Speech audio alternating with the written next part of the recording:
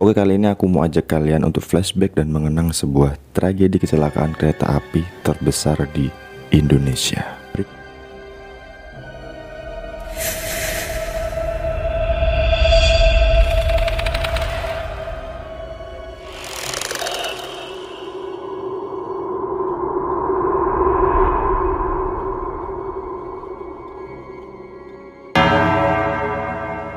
Peristiwa ini tercatat sebagai salah satu kecelakaan paling terburuk dalam sejarah yang mengakibatkan 139 orang yang tewas dan 254 lainnya luka-luka. Tragedi ini biasa disebut dengan tragedi Bintaro.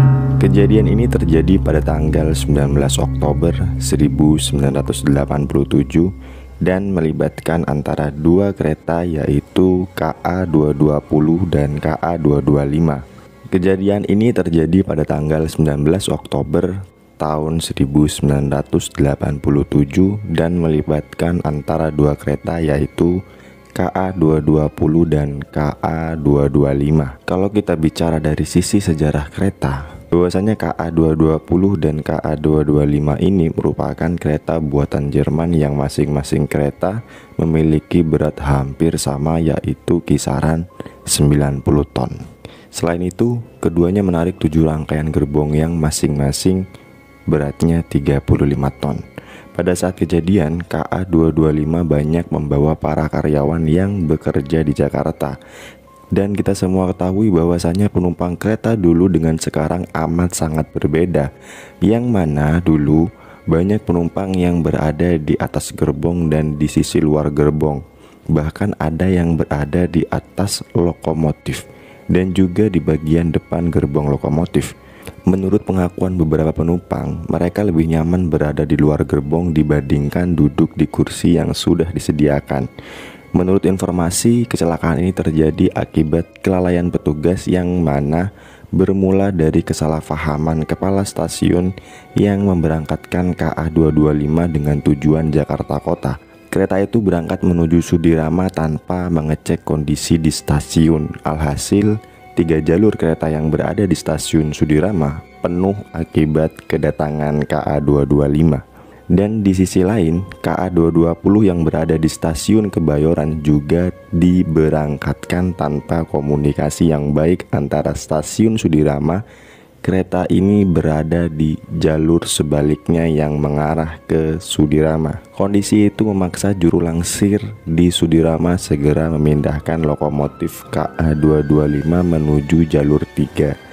Namun KA 225 yang seharusnya pindah rel tiba-tiba berangkat karena masinis tidak dapat melihat semboyan dari juru langsir karena ramainya jalur kereta.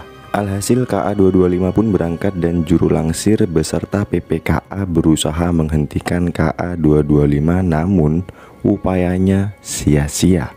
Dan pada akhirnya KA 225 yang membawa 7 gerbong bertabrakan adu banteng dengan KA 220 di desa Pondok Betung pada pukul 06.45. Diketahui bahwa KA 220 ini melaju dengan kecepatan 25 km per jam, sedangkan KA 225 melaju dengan kecepatan 30 km per jam.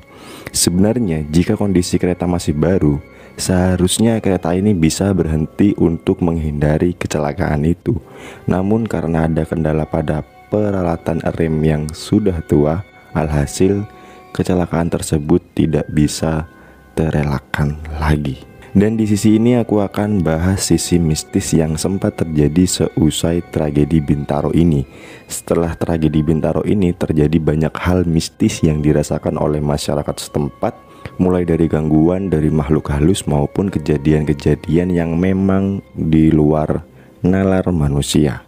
Dikutip dari liputan6.com, menurut warga setempat mengungkapkan malam sebelum kejadian ada penampakan 3 anak kecil bermain dan berlari-lari melintasi rel tersebut.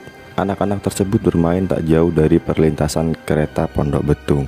Dari mitos yang beredar, ketika ada anak kecil menampakkan diri, itu pertanda bahwa besok hari akan ada kejadian. Dan tak hanya itu, Bahkan setelah tragedi ini, banyak hal-hal mistis yang terjadi di tempat ini, mulai dari munculnya penampakan badan tak berkepala yang konon katanya sering melayang-layang malam hari layaknya leak.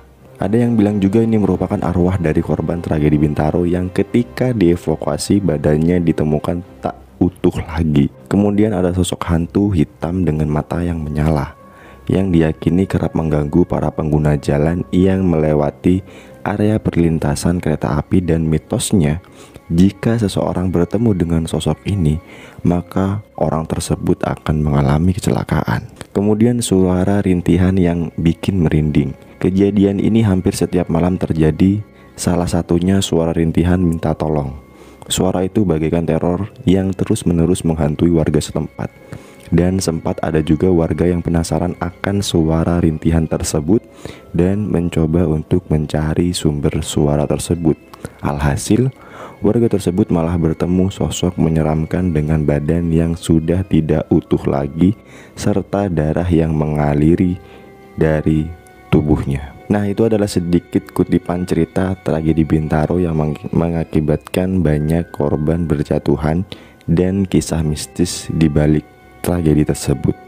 Jika kalian suka dengan cerita ini, jangan lupa kalian like video ini dan beri komentar kejadian aneh apa yang kalian alami di tempat tersebut. Saya Ilham Sufi, mohon pamit.